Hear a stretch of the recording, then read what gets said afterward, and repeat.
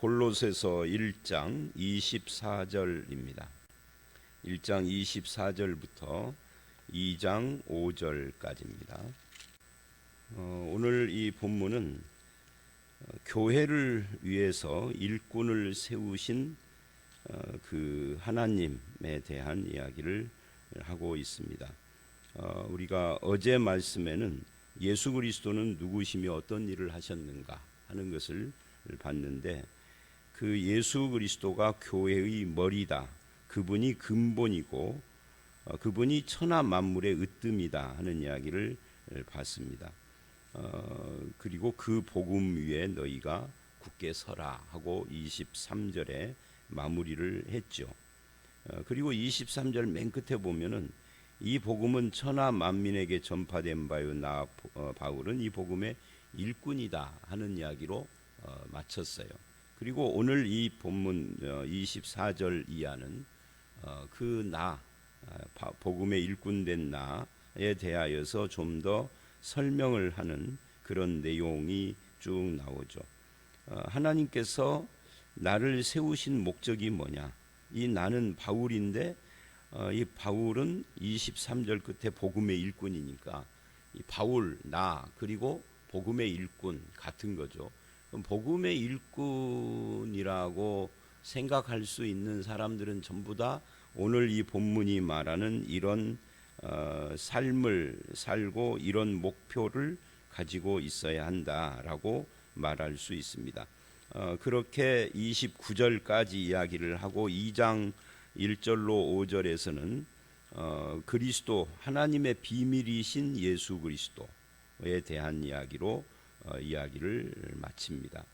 그리고 이제 내일 말씀으로 가면은 하나님의 충만이신 예수 그리스도를 붙들어라 하고 하나님의 충만에 대한 이야기를 다시 또 하고 있죠. 자, 오늘 말씀 24절로 29절, 교회를 위하여서 일꾼을 세우신 하나님 또는 예수 그리스도에 대한 이야기인데, 이건 바울의 사명과 관계가 됩니다. 이 본문에는 몇 가지 포인트들이 있어요. 그 몇 가지 포인트들 중에 첫 번째는 어떤 것이냐면 24절하고 25절 말씀을 보면 나는 이제 너희를 위하여 받는 괴로움을 기뻐하고 그리스도의 남은 고난을 내 육체에 채운다, 그의 몸된 교회를 위하여, 이렇게 이야기를 합니다. 그리고 내가 교회의 일꾼된 이유라고 말을 합니다. 이 바울이 교회의 일꾼이라고 말하는 것을 잘 보셔야 합니다. 이 교회의 일꾼은 어떤 일꾼이냐면 23절의 복음의 일꾼이에요. 교회의 일꾼, 복음의 일꾼, 이 부분이 서로 같은 것이다 하는 것이 굉장히 중요해요. 왜냐하면 교회의 일꾼이라고 할 때 우리는 자칫 어떤 교회라는 조직의 일꾼 또는 교회를 대표하는 어떤 개인이나 그런 사람의 일꾼이라고 생각을 하는 경향이 종종 있어요. 근데 이 본문은 교회의 일꾼은 복음의 일꾼이다. 교회는 그럼 뭐냐? 여기서는 교회가 뭐냐 하는 말은 안 해요. 이 본문은 교회란 무엇인가에 대한 것은 어제 말씀 18절에 예수 그리스도가 머리고 근본인 것이 그게 교회입니다. 그러면 예수님이 머리라면 이제 교회를 한번 여러분 머리에다 그려보십시오. 머릿속에 교회의 그림을 그리고 교회의 머리에 해당되는 부분에 뭐가 있죠? 종탑이 있죠. 그래서 교회의 머리는 종탑이다 이래야 되는데, 그렇죠? 말이 좀 이상하죠? 교회의 머리는 십자가 탑이다 라고 하지 않고 예수님이다 라고 해요. 그럼 몸뚱아리는 뭐죠? 몸뚱아리는 벽돌이다. 우리 교회 같은 경우는 한쪽은 유리창문이다 라든지 이렇게 말하고, 근본은 뭡니까? 근본은 콘크리트다 그래야 되는데, 그렇게 말하지 않고 예수 그리스도가 근본이고 예수 그리스도가 머리다. 그럼 몸은 뭐예요? 몸은 벽돌이나 유리창이나 시멘트나 철근이 아닌 거죠. 그럼 몸은 뭐예요? 다 아시는 것처럼 예수 그리스도를 믿는 사람들이죠. 성도들이죠. 이게 굉장히 중요한 문제입니다. 그래서 이제 이 설명을 다 약하고 그럼 결론이 뭐야? 교회는 뭐냐 하면은 예수 믿는 사람들이죠. 조직이 아닙니다. 건물이 아닙니다. 근데 우리는 사실은 이런 설명을 들으면 뭐 다들 아는 내용인 것 같지만 실제로 교회의 일꾼이다 그러면 어떤 조직의 일꾼, 프로그램의 일꾼, 어떤 개인이나 사람의 일꾼 이렇게 생각을 해버려요. 교회의 일꾼은 복음의 일꾼이고 그리고 그 방향은 일단 교회를 구성하는 성도들 그들을 위한 일꾼인 거죠. 뭐 더 나아가면 그리스도의 일꾼이라고 할 수 있고 하나님의 일꾼이라고 말할 수 있죠. 그래서 이 복음의 일꾼과 교회의 일꾼이 같은 것은 복음으로 뭐를 하죠? 이 복음은 예수 그리스도예요. 조금 더 설명을 하면 예수 그리스도의 십자가 부활 뭐 이런 것들을 말하는 거죠. 그것이 하는 일이 뭐예요? 그것이 흑암의 권세에서 우리를 건져 하나님의 사랑의 아들의 나라로 옮겨 놓는 일을 하는 거죠. 그래서 하나님과 원수되었던 어제 말씀 21절 이하에 원수되었던 사람을 하나님과 화목케 하는 것이 복음이고 교회의 일꾼은 바로 그런 복음의 일꾼이다. 그리고 하나님을 믿는 사람들을 위한 일꾼이고 그렇다 하는 거예요. 그래서 교회의 일꾼은 결국은 복음을 풍성하게 하는 일꾼이어야 하는 것이죠. 그리고 그 일꾼은 너희를 위하여 라고 그렇게 말을 해요. 24절도 그러고 25절도 그렇고 나는 이제 너희를 위하여 받는 괴로움 이게 교회의 일꾼입니다. 그리고 25절 내가 교회의 일꾼 된 것은 하나님이 너희를 위하여 내게 주신. 그래서 항상 교회의 일꾼은 조직 프로그램이 아니라 사람입니다. 이 사람이 누구냐 하면은 예수 믿는 성도들이죠. 그래서 성도를 섬기고 세우고 붙들어주고 하는 일이 초점인 거예요. 이 일을 하는 데 있어서 어떤 일을 하는 것이고 어떤 프로그램이 돌아가는 것이지 이 일이나 프로그램 자체가 목적은 아닌 거죠. 근데 우리는 그렇게 하지 않아요. 일과 프로그램을 제가 며칠 전에 계속 한 이틀 동안 그런 이야기를 했었잖아요. 엑설런트하게 고급지고 그렇게 하는 것이 마치 교회의 일꾼의 목표인 것처럼 생각하는 경향이 한국 교회에 굉장히 많고 교회가 규모가 커질수록 그래. 근데 성경은 그렇게 말하지 않습니다. 복음을 위한 일꾼이고 사람 너희를 위한 일꾼이고 너희를 위하여서 받는 괴로움과 고난이고 너희를 위하여서 주신 직분이고 다 사람에게 초점을 맞췄어요. 그래서 이제 이런 부분들을 이 본문에서 우리가 굉장히 눈여겨봐야 하고요. 그 다음에 다시 24절을 보면 너희를 위하여 받는 괴로움을 기뻐하고 그리스도의 남은 고난을 내 육체에 채운다. 그의 몸된 교회를 위하여. 이 몸된 교회라고 할 때 몸된이라는 말은 아까 설명을 했죠. 우리가 교회의 머리가 십자가 탑이 아닌 예수 그리스도라고 하면 몸도 시멘트 유리 철근이 아니라 사람들입니다. 그래서 교회라는 말 에클레시아라는 말은 부름받은 자들이라는 뜻이에요. 에클레시아의 뜻이 그겁니다. 부름받은 자들. 그들과 그들의 모임을 말하는 거죠. 그러니까 몸된 교회를 위하여 하나님의 백성들을 위하여 그 말입니다. 내 육체에 채운다. 근데 여기서 어려운 부분 또는 어렵다기보다 하면 이상한 표현이 뭐냐면 그리스도의 남은 고난이라는 말이에요. 예수 그리스도의 고난하면 우리가 십자가를 생각하는데 실은 십자가만 고난은 아니죠. 하나님의 자리와 그 영광을 버리고 이 땅에 성육신하신 것부터가 그게 고난이에요. 그래서 신학에서는 이것을 그리스도의 순환 이렇게 고난 말을 하면서 비하라고 표현을 하죠. 비하와 승귀라고 어려운 말을 쓰는데요. 비하라는 말은 낮아짐이잖아요. 이 낮아짐이 고난인 거죠. 언제부터 낮아짐이냐?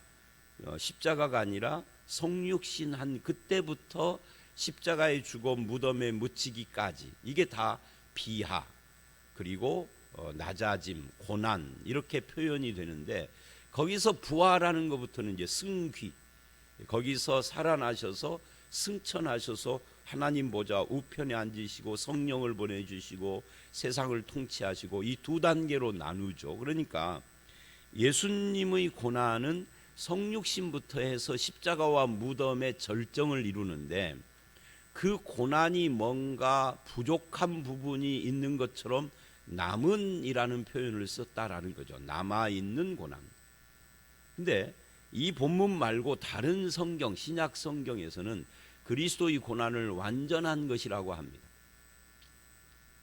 뭔가 부족한 부분이 있고 남아있는 부분이 있다라고 하지 않습니다. 그러면은 이 말씀과 다른 말씀들이 충돌을 일으키죠. 그래서 여기서 남은 고난이라는 것은 이렇게 오해를 하면 안 됩니다. 예수님의 십자가와 고난이 뭔가 부족한 부분이 있어서 바울이 그거를 채운다라고 그렇게 해석을 하면은 안 된다는 이야기예요. 그럼 어떻게 해석을 해야 하는 겁니까? 성경을 해석할 때 성경은 문맥을 따라 한다가 원칙이고, 성경은 성경을 가지고 해석한다가 두 번째고, 뭐 그 외에 신학적 원리라든지 원어라든지 이런 걸 봐야 되겠죠. 그래서 다른 성경들과 충돌되면 안 되는데, 결국은 바울은 자기가 받는 이 교회와 복음과 이런 것들을 위한 사역을 하는 동안에 겪는 괴로움과 여러 가지 역경, 고난, 이런 것들을, 그 의미를 예수의 고난에 동참하는 것으로 생각을 했다라는 이야기죠. 예수의 고난에 동참해서 예수님의 고난을 내가 보충하는 것은 아니지만 마치 남아있는 고난을 내가 마저 채우는 것 같은 그런 마음. 그러니까 이거는 사실은 자기 자신에 대한 이해를 이야기를 하는 겁니다. 나는 왜 복음을 위하여 이 어려운 길을 걸어가고 있는가?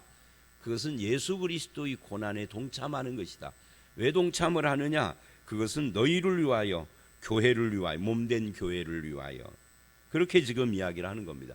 이것이 일꾼과 직분 가진 사람들의 자기 이해예요. 이제 오늘날은 교회에서 직분을 받고 목사, 장로, 권사, 안수집사 무슨 이런 직분을 받는 것을 뭐 굉장한 영광 이렇게 생각을 하지만, 바울 시대로부터 약 300년간 콘스탄틴 황제가 기독교를 공인하기까지는 영광이 아니라 고난이었어요. 그러니까 본질은 고난이지 영광이 아닌 거예요. 목사의 직을 받아서 영광스럽습니다라든지 이런 표현은 사실은 이제 이 고난의 반대 측면에는 영광도 있죠. 나 같은 죄인을 불러서 목사로 세우시고 장로로 세우시고 영광스럽죠. 그러나 실제로는 그리스도의 남은 고난을 채우는 그런 사람들이다. 그래서 고난에 참여하는 자, 이렇게 이해를 바울은 하고 있다 하는 겁니다. 그리고 마지막으로 25절을 보면 이래요. 24, 5절 첫 번째 이야기의 마지막입니다. 그렇게 해서 하나님의 말씀을 이루려 함이라 라고 이야기를 합니다. 이 말씀을 이루려 한다 하는 이 표현을 우리가 좀 눈여겨봐야 합니다. 그리고 난 다음에 이 비밀은 그래요. 그러니까 하나님의 말씀의 성취가 사도 바울이 자기 직분의 또 하나의 의미라고 지금 말하고 있는 겁니다. 이 말씀이 뭐냐 할 때 그게 비밀이고, 그럼 비밀은 뭐냐 하면은 오늘 본문의 두 번째 이야기로 26절, 27절에서 특히 27절 끝을 보면 이 비밀은 너희 안에 계신 그리스도니 곧 영광의 소망이다 라고 말씀을 하는 겁니다. 결국 교회의 직분자 또 일꾼된 사람들은 그리스도의 고난에 참여하는 자요, 몸된 교회라고 칭하는 사람들을 세워가는 자요, 그리고 하나님의 말씀을 이루는데 이 말씀은 하나님의 비밀이신 예수 그리스도와 관계가 있다 하는 것을 말합니다. 예수 그리스도의 비밀, 영광의 소망, 이것을 사람들에게 증거하고 가르치고 그 말씀을 통하여서 교회를 세워가는 것이 이게 교회의 직분의 모습이다 하는 것을 말하고 있는 겁니다. 말씀이 성도들의 속에 들어가서 뿌리를 내리고 열매를 맺는 이 일을 위하여서 모든 직분들은 헌신하는 겁니다. 우리 교회에 많은 위원회 조직이 있어요. 근데 그 위원회가 숫자가 많아서 장로님들로 다 채울 수가 없습니다.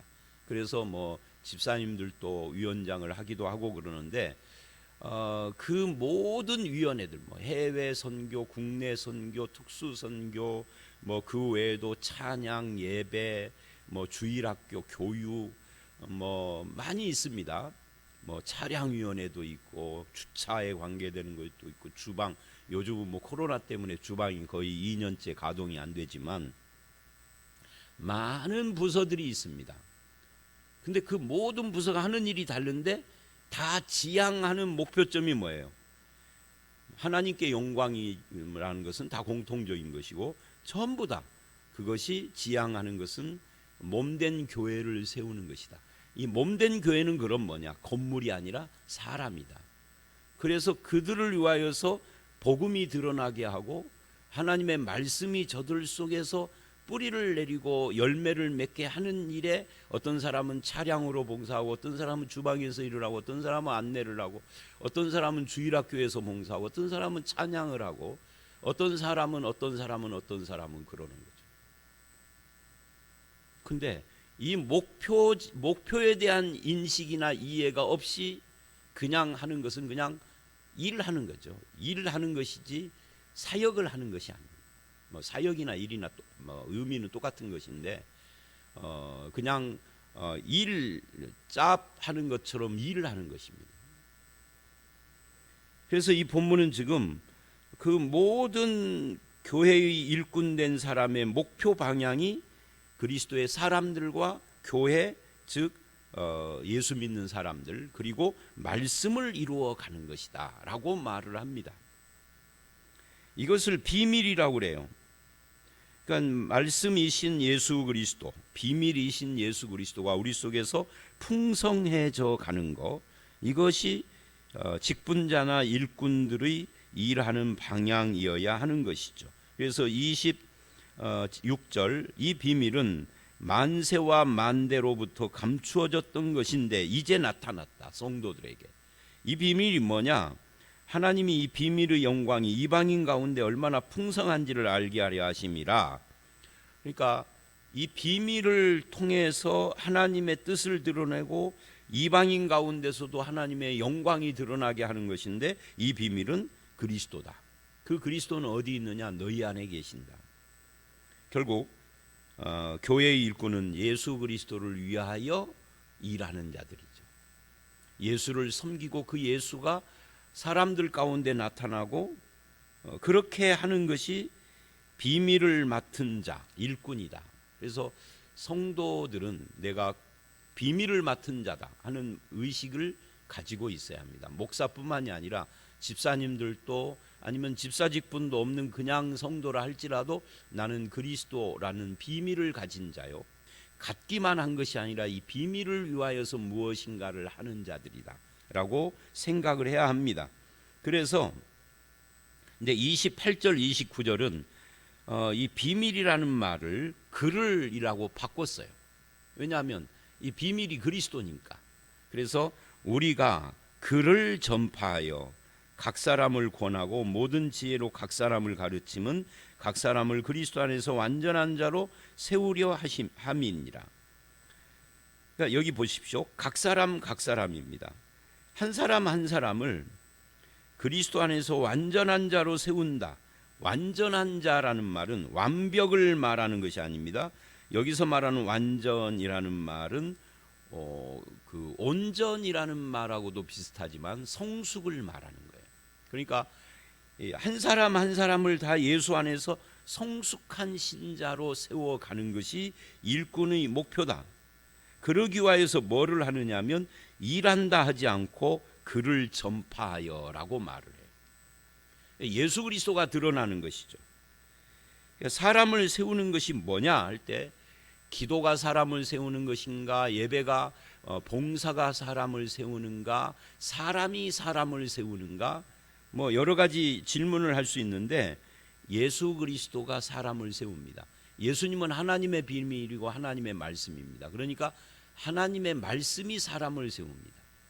예수가 사람을 세웁니다. 그래서 우리는 말씀을 맡은 자요, 비밀이신 예수 그리스도를 증거하는 자요, 그분에 대하여 각 사람을 권하고 가르치는 사람들이요, 이게 이제 교회 직분자들이죠. 29절, 그래서 이를 위하여 나도 그럽니다. 그러니까 28절이 말하는 우리하고 나, 바울만이 아니라 다른 사람들도 그렇고 나 자신도 그렇다라는 표현이죠. 내 속에서 능력으로 역사하시는 이의 역사. 능력으로 역사하시는 이가 누굴까요? 너희 안에 계신 그리스도라고 했으니까 그리스도일 수도 있고요. 그런데 그리스도라고 하면 내 안에 계신 그리스도의 역사를 따라 이래야 되는데 그렇게 표현하지 않고 능력으로 역사하신 이의 역사 그랬어요. 그래서 이것은 성령님을 가리킬 수 있습니다. 뭐 예수님이라 해도 상관이 없고 성령이라 해도 상관이 없는 거죠. 어떻게 해석해도 뭐 틀린 바는 아닌데 성령의 역사를 따라서 힘을 다하여 수고한다. 여러분 여기 힘을 다하여 수고한다는 이 표현을 좀 더 생각할 필요가 있는데 이 직분자 또는 일꾼은 힘을 다해 수고해야 합니다. 근데 내 힘만 가지고 하는 것이 아니라는 거죠. 내 속에서 역사하는 이의 역사를 따라 힘을 다해요. 그러니까 둘이 합해지는 거죠. 성령의 역사가 있고 그분을 따라서 나도 힘을 다하고, 그러니까 하나님이 다 하시는 것이지만 나도 거기에 힘을 다하여 함께 동참하고, 내가 다 하는 것처럼 보이지만 사실은 내 속에서 역사하시는 분이 계시고, 이 둘에 대해서 혼동하면 안 돼요. 내 속에서 역사하는 분만 이야기를 하면 이건 하이퍼 칼빈주의라고 그래서 인간은 아무것도 안 하는 것처럼 오해를 하고, 인간이 다 해야 된다 그러면은 이거는 이제 펠라기안주의라고 그래서 하나님의 은혜와 역사를 배제하는 거예요. 뭐 이 둘이 협력한다 그러면 이건 알미니안주의라고 그래서 신인 협동론이 돼요. 그거는 아닌 거예요. 그래서 이 본문은 이제 거기까지 설명을 안는데 빌립보서 3장에 가보면은 여기서도 내 속에서라는 것으로 표현을 하죠. 그러니까 성령님 어디서 역사하느냐면 내 속에서. 어떻게 역사하느냐는 빌립보서에서 이래요. 내 속에서 소원을 주신다는 거예요. 소원을 주셔서 행하게 하시는. 그러니까 겉으로 보면 내가 하는 것처럼 보이는데 내 마음을 움직이고 소원을 주시고 그 일을 하게 하는 분은 성령님이라는 거죠. 그렇게 하는 거예요. 인간이 50% 하나님이 50% 둘이 협력하는 게 아닙니다. 자, 28절이 이제 그런 이야기고요. 그래서 24절로 28절 전체는 바울이 자기가 하나님의 직분을 맡고 일꾼이 된 것처럼 모든 교회 일꾼들은 무엇을 위하여 어떻게 힘쓰고 애를 쓰는 자인가 하는 것을 보여주고 있는 겁니다. 나는 힘을 다하여 어떻게 무엇을 위하여 하는가를 점검해 보라는 거죠. 그리고 이제 2장 1절로 갑니다. 내가 너희와 라오디게아에 있는 자들과 물은 내 육신의 얼굴을 보지 못한 자들. 그러니까 골로새 교회는 라오디게아 교회까지 다 포함한 넓은 지역인데 여기에는 바울의 얼굴을 본 사람도 있지만 그 후에 새로 믿어서 얼굴을 모르는 사람도 있습니다. 그런데 그 모든 아는 사람 얼굴을 모르는 사람까지 다 합해서 얼마나 힘쓰는지 너희를 위하여 너희가 알기를 원하노라. 이는 왜 그러느냐 하는 이유를 말을 해요. 그들이 마음의 위안을 받고 사랑 안에서 연합하여 확실한 이해의 모든 풍성함과 하나님의 비밀인 그리스도를 깨닫게 하려 함이라. 이유가 뭐냐면 결국은 예수 그리스도를 깨닫게 하기 위하여서 이게 목적이에요. 그러니까 내가 너희를 위하여 얼마나 힘쓰는지를 알아라 이 말은 그러니까 나를 좀 대접해다오가 아니라 예수 그리스도를 잘 알게 하기 위하여서 그렇다 그 말이죠. 그러니까 목적이 다 바울은 1장도 그러고 2장도 다 예수 그리스도에다가 목표를 두었어요. 왜 예수를 깨닫는 것이 중요하냐면 3절, 그 안에는 지혜와 지식의 모든 보화가 감추어져 있기 때문에. 그러니까 인간이 필요한 모든 지혜와 지식 예수 그리스도 안에 있다, 이렇게 지금 표현을 해요. 왜냐하면 그분이 하나님의 비밀이시니까. 그리고 4절 5절, 내가 이것을 말함은, 그러니까 지금까지 이 예수가 비밀이시다, 예수 그리스도가 말씀이시다, 예수가 너희 안에 계시다, 이런 이야기들을 하고 예수를 깨닫게 하기 위하여서다라는 말들을 쭉 하는 이유는 뭐냐면 아무도 너희를 미혹하지 못하게, 속이지 못하게. 그러니까 여러분, 오늘날도 이단들을 보면 결국은 예수를 이야기는 하는 것 같으나 끝에 가면은 예수가 아닌 거예요. 그래서 예수 그리스도가 신앙의 초점이라는 것을 분명히 하는 사람은 이단의 미혹에 넘어가지 않습니다.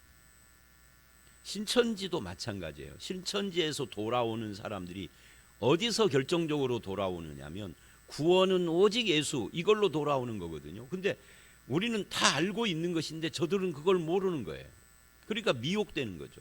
열심히 있다는 사람들도, 심지어 뭐 전도사를 한 사람, 이런 사람들까지도 미혹되는 것은 초점, 우리 신앙의 초점, 핵심이 무엇인지를 놓쳤기 때문에 그래요.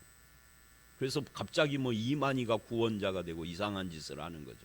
성경은 예수 그리스도를 말을 하는데 계시록을 읽어볼 필요가 그래서 있는 겁니다. 계시록을 보면 이 예수를 어떻게 설명을 해요? 그냥 예수가 아닙니다. 내가 예수다 하는 사람들이 많아요. 근데 어제도 제가 말한 것처럼 이 예수 그리스도는 우리를 위하여 죽임 당한 어린 양 예수여야 해요. 우리를 위하여 죽임 당한, 이게 빠진 예수 주장하는 사람들은 다 가짜입니다. 내가 재림 예수다 그러면 당신 언제 나를 위하여 십자가에 죽은 적 있어? 하고 물어야 돼요. 90 가까운, 90이 넘은 노인네잖아. 33세에 죽은 적 있어? 부활한 적 있어? 아니면 다 가짜인 겁니다. 거짓말인 겁니다. 근데 신천지에 빠졌다 돌아오는 사람들이 결국 이단 상담을 할 때 이단 상담하는 그 전문가들이 결국은 구원은 예수 이름 이외에는 없다, 이거 하는 거거든요.